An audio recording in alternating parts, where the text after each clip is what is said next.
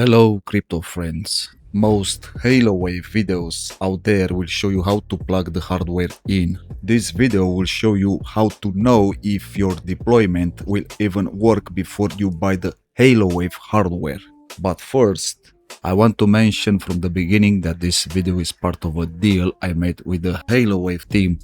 They offer me discounted prices like one miner for $100 or one miner and one router for $100 each, which I pushed to two miners and one router at $100 each, a total of $300 that they agreed to in exchange of a review video. I want to insist on you not to leave it. This isn't a review video. You'll find more value in this video than on mostly any other HaloWave videos out there, because I'll share and show some technical stuff that no one else does, at least not yet. The video has timestamps, so if you wanna jump to any part that's in your best interest, feel free to do so. So why did I push for two miners and one router and I wasn't satisfied with just their offer, one miner and one router? This takes us to the tokenomics. Communicating with one miner gives a 2x boost. Of course, there is more to the reward system than just two miners or more communicating. There's the heartbeat calculation, the GPS validation, and the proof of data transfer that adds bonus rewards if the HaloWave router is used actively within the network, which takes us to why I wanted the router added to the deal as well and didn't stick only to the miners. But I won't read the tokenomics out loud for you. I tend to believe that my viewers know how to read for themselves. What I can say about the reward system, from what I can tell, the team took ideas from various previous projects. Miners that receive are rewarded depending on all those factors I stated earlier. Similar to the Helium network, there's no limit to how many receivers can receive. They call it witnessing in Helium, but there is a reduction in rewards for each additional receiver, which brings me to the Crank project that had a similar feature but also different than Helium. But similarly to Crank, the sender is also rewarded for sending beacons every 10 minutes.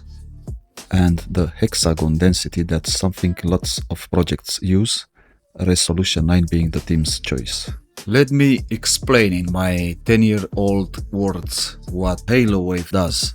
The miner is connected to your internet. It sends out data as LoRa, sub 1 GHz frequencies, which, depending on the distance, can pass through walls and other obstacles. Tests show clear, good communication at 2.5 kilometers, but the team specifies that we're safe at even 5 kilometers as a distance between miners or routers. And when I say safe, I mean continuous, uninterrupted communication amongst miners or with the HaloWave router that transforms the data packed as LoRa beacons in a classical, that's not the word, conventional 2.4 GHz Wi-Fi that can be used as any other Wi-Fi connection alongside a LAN port for wired connections, with speeds achieving up to 43 megabytes per second. These estimates apply if the miners' routers have good visibility between their communication. Also, 43 megabytes per second applies to the US grounds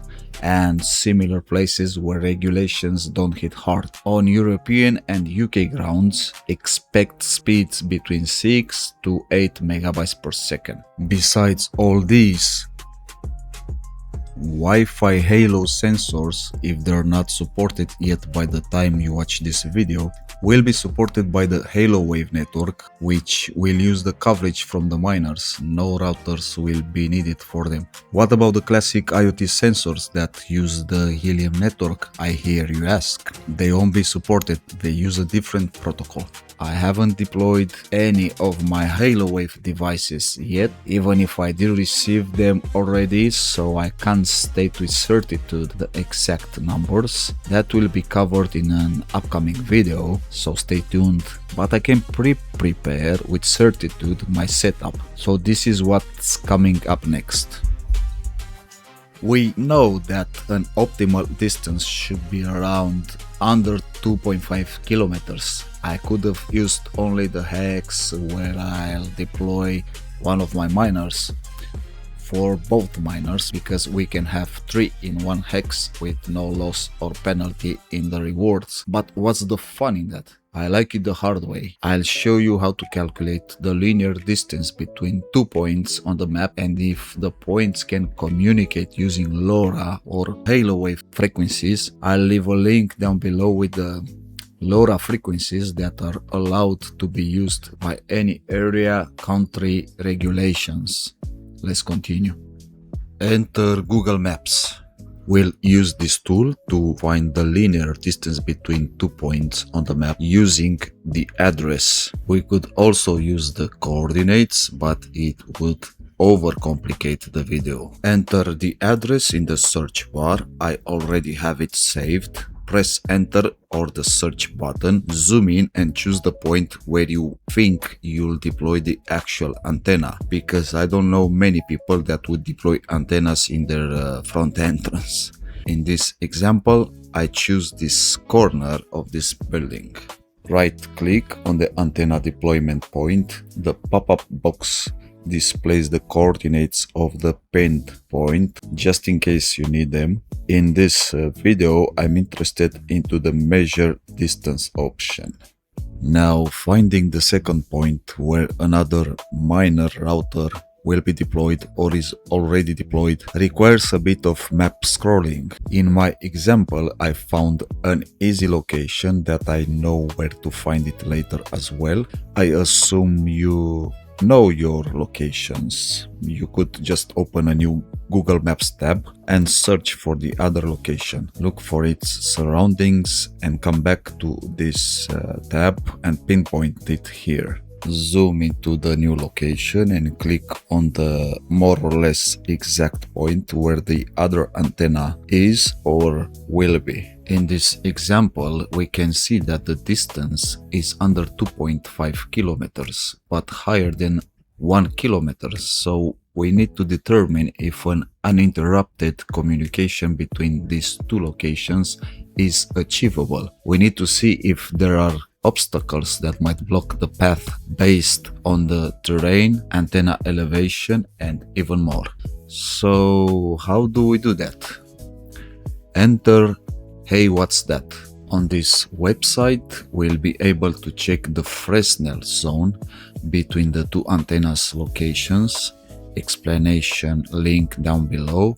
The line of sight, all based on antenna type, height, and the terrain elevation and obstacles between the two selected points.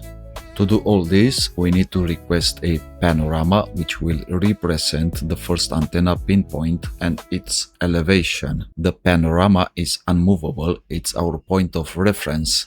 Other locations will need other created panoramas. Similarly to Google Maps, we can use both the address or the coordinates, so I use both. To explain, I search for the address and afterwards I zoom in and click on the exact location that I think the antenna will be placed. To zoom in on the HeyWhatsThat map, we need to keep the control key pressed. That sometimes I tend to forget. Selecting the same point that I selected on Google Maps. The HeyWhatsThat tool already knows the terrain elevation, including buildings and other structures, and that's why the highest nearby spot option is available for selection. In my case, I already have my deployment point, so it's of no usage for my example, but we can clearly see its benefits in other situations. The elevation point is very important. It refers at the antenna elevation above the ground or above the sea level. In this situation, we need the elevation above the ground level, and this has to be priorly calculated and known because, as I've stated earlier, a panorama represents an unmovable point on the map. Better said, an unmovable point on the three-dimensional space on the map. So make sure you know it already. If not, the tool will use a 2-meter height above the selected two-dimensional plan, either ground level or sea level. I chose 10 meters as an example, giving it a name. Before submitting the requested panorama, I want to mention that you can switch to the imperial measuring system instead of the metric one if feet sits better with you than meters. Requesting a panorama should take no more than maximum 2 minutes. And the panorama is finally created. I guess I should explain a bit some of the useful visual options on the map. The visibility cloak shows the exact line of sight. It highlights everything the antenna can see from its location and elevation, and everything that can see it as well. The horizon line shows the exact boundary where the sky meets the earth from the antenna spot, outlining the distant peaks and ridges blocking the antenna view. Contours represent lines of equal elevation, showing you the exact shape, height, and steepness of the surrounding terrain at a glance.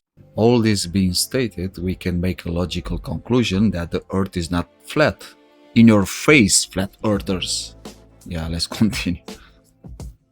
Zooming in, the purple X sign represents the unmovable point of the panorama, and the black plus sign is the one that we'll use to find the secondary deployment point on the map.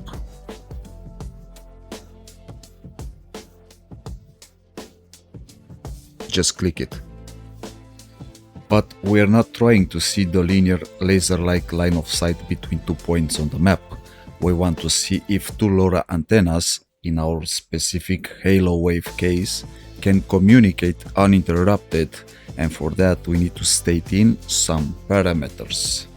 The first one, the frequency, which applies to both points, both antennas, 868 in my European area. This parameter is specific to your exact area, and as I stated before, you'll find a list of the allowed LoRa frequencies for each specific area in the description down below. We can see that the minimap on top updated. It doesn't show only the straight line of sight, but also the Fresnel zone, the elliptical shape, which is the area that our specific antennas use to communicate in our specific selected frequency. Also, the left purple point represents our unmovable panorama point, and I'm sure that anyone watching this video understands that the yellow colored parts are obstacles. The right side representing the second movable point on the map. The refraction is usually between 0.13 - 0.14. You can leave it blank. And no, flat earthers, that option doesn't mean the earth is flat. It's used in some specific calculations where a flat area is needed, so I'll be choosing the curved earth option.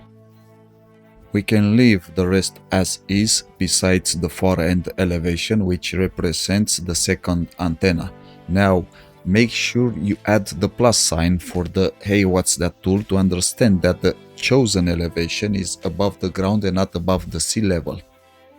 Finally, we have the final result. Clearly, in this example, both locations are suitable for HaloWave deployment regarding uninterrupted communication between the two HaloWave hardware of choice. Playing a little bit more with the height to see different scenarios. This wraps up this video. If you enjoyed it, give me some love.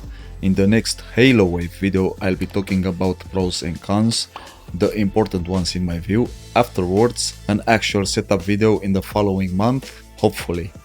If you decide this project is indeed a project that you wanna join and you want to purchase any of the HaloWave hardware or bundles from the official store, use the code CMAN at checkout for 5% discount or check the link in the description.